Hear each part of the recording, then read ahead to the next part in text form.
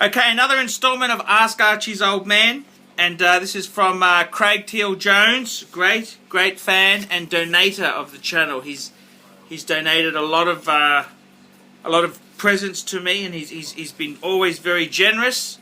And he's asking here he goes. He goes, I'm looking at investing in property to rent here in Wales, with the Welsh Valleys being my target area. A typical 3-bedroom terraced house that is ready to move into can be bought for around £40,000, and one that needs slight work from around £30,000. As unemployment is quite high in these areas due to the closure of the mines and the closure of many manufacturing companies, there is high demand in these areas for social housing, and also because many people are on low incomes due to not being able to get full-time employment. As there is no space or money available to the local councils to build social housing, they rely heavily on privately owned rented accommodation to house these people. Typical, the council will pay £400 per square metre per calendar month, for a 3-bedroom terraced house, which is a very good return from just a £40,000 investment. House prices are also rising rapidly in these areas due to the huge inflation of prices in and around Cardiff, with Cardiff residents now unable to remain in the capital due to this and having to move further and further away to find affordable accommodation. This is a major factor in why I need to start investing as swiftly as possible, so need the best advice I can. As an example, over the past 10 years, house prices just 10 miles outside of Cardiff have typically doubled. I want to build a portfolio of properties and intend on starting by buying a few outright to begin with, but then mortgaging the rest. So he sounds like he's got maybe £100,000 up his sleeve. Yeah, he's going to buy. Okay, we still haven't started. I would not initially be seeking an income from the properties I own, as I would want to save the revenue until I had enough for a good deposit for another property, or help to pay off the mortgages as quickly as possible on the other ones that I may have bought. At present, a buy-to-let mortgage interest rate is around 2% as an initial rate, rising to 5% after 2 years. What is the best way to approach this investment, and what would be a sensible deposit percentage amount be for each property? Well, I think a sensible deposit amount would be 20 to 50%, wouldn't it? Well, he's saying if you can buy two outright, say it's 40,000 each. That's £80,000. Now, when you go to the third property, the bank would mortgage all 3 properties, or you only need to have equity. Each one doesn't need to be separately secured. It can be secured as a package. So if you pay cash for 2, the third property you don't need a 10% deposit. You need no deposit. The fourth one you need no deposit, because with the 4 as a package you're only borrowing 50%, and the bank should definitely lend 50%. So the deposit depends on what. First of all, you got to see what the banks are asking. Now, the British situation has been catastrophic, and I know myself. And the banks in England have suffered great pain. Royal Bank of Scotland, Lloyd's, and are being very reluctant, or were very reluctant to lend, especially for letting, and.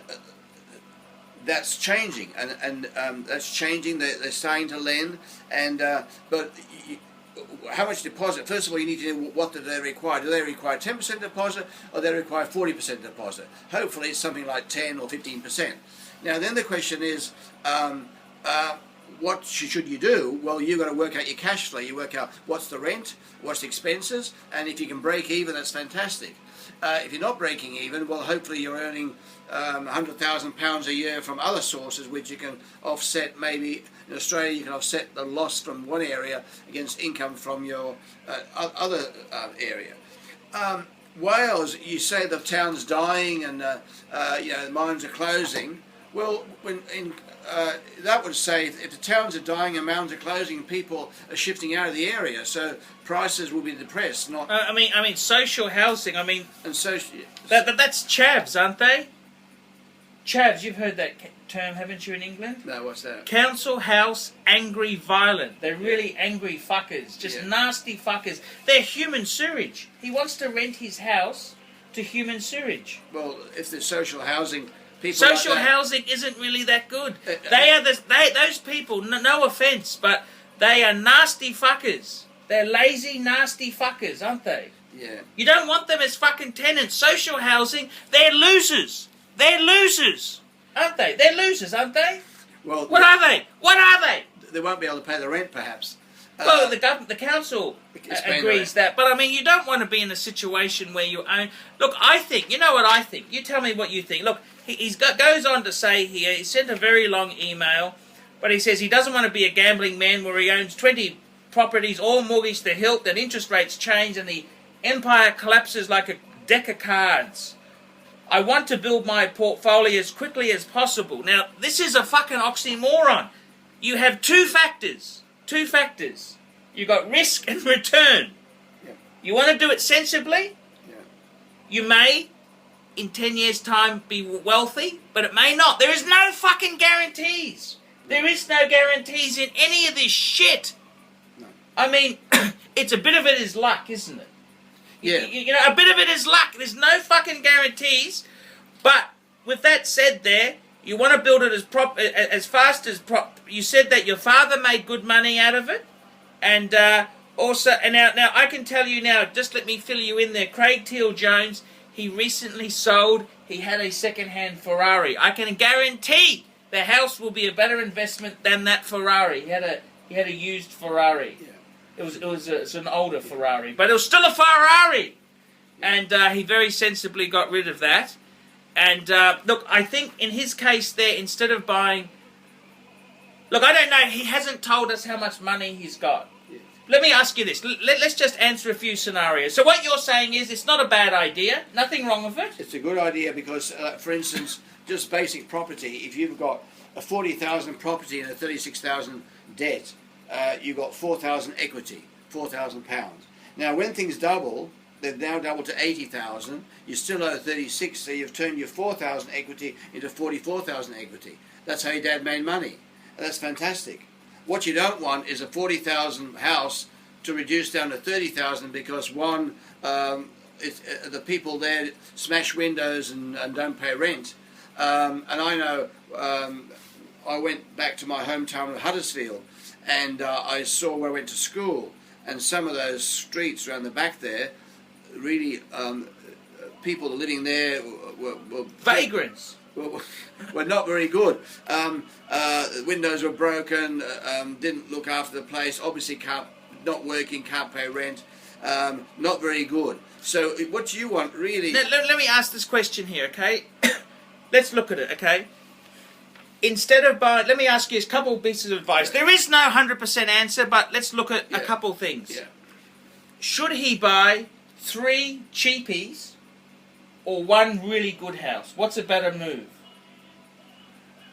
What would you be buying? Would you be buying the cheapest possible, 3 cheapest possibles? Or would you be saying, well, let's go for 2 middle-class houses, or going for a really nice one? What would you do? I'd go for 2 good houses in good areas with good tenants. So not the top of the market, but nice people who have jobs, who have employment, and who aren't on the social. I mean, that's just nasty. That's just a nice way of saying human trash. The other point is there, he says 30,000 one to be fixed up or 40,000 fixed up. I think if you're doing the work yourself, it's good to get a rundown house and you fix it. If you can do the work yourself. If you're going to pay people to do it, well, what's the point? You might as well... Well, Craig's a professional man. He's an automotive engineer. So he went to university. So he's not going to fix up houses. Well, he may... I'm just saying, he's a professional man, right? See, when I was fixing up houses, and this is when Archie was a young boy, we used to... I worked at the Commonwealth Bank at that stage, and Saturday, Sunday, I'd be there... Easter, Good Friday, Easter Saturday, Sunday, every roster day off, every available time I was down there fixing up the houses. But if you can't do that because of your job requirements, you can't do that. We saved a lot of money by doing the work ourselves. But if you can't do that, well, you need a house that's So what's better advice then? You're saying don't buy the cheapest ones. No, don't buy the cheapest ones. I think that social housing is really not really good, is it? There's not much future in social housing, is there? They're really, these are people with the arse out of their pants, aren't they? Yeah, Wales. There was a story about Prince Charles and Camilla who bought a very cheap place in Wales, and they used to have a hide as their hideaway. And Wales is, I got the impression, prices are not very good because of the employment prospects.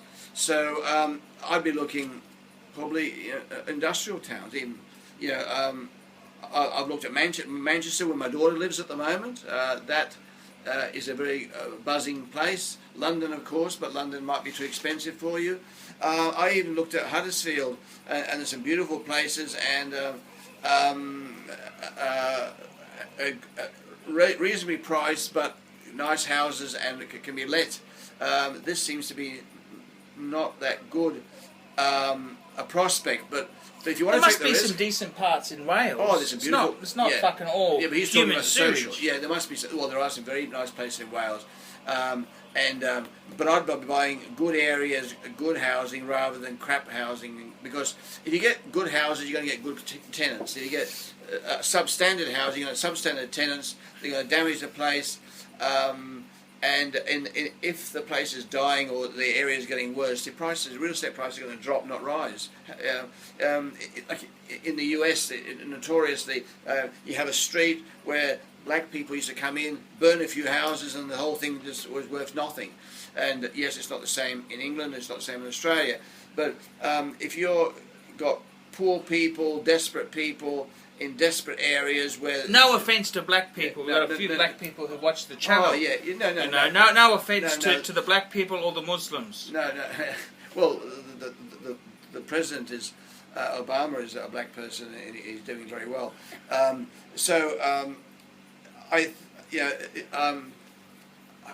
Your issue, the whole lot of issues in your determination, but keep reserves, keep a good reserve, and if something falls or does, you need to be able to prop it up if things go backwards. How much reserve should he have in his bank?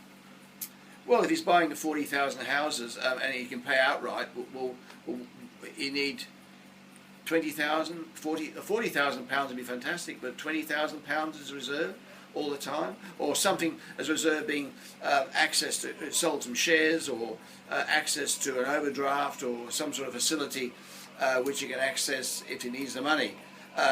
It's very important he doesn't lose his job too. If he's a professional, he needs to keep that job. If the job prospects are not good, he shouldn't be gearing up too much. He shouldn't be borrowing too much. Craig has had a few health problems. He's had some time off work, and so maybe err on the side of caution. Yeah, err on the side of caution. Err on the side of caution, and maybe instead of buying 3, maybe. So ideally, if he's got enough to buy 1, he could buy 2. Then would that be a safe ratio? Yeah, if he can buy. If he can buy cash, 1 for 40. Yeah. If he bought 2 with 50% borrowing, that's okay. That's the ratio. That's a really safe ratio, isn't it? Wait for 3 months, 6 months. I mean, there's no guarantees there too. There's no guarantees, yeah. But that's a relatively safe ratio, isn't buy it? 2, and in 3 months reassess, or 6 months' time reassess, maybe buy another 2. But don't buy 10 and then find out that you lost your job, your health's gone down, people are shifting out of the area, and you can't rent. No, I think that answers that question well. So we'll leave it at that.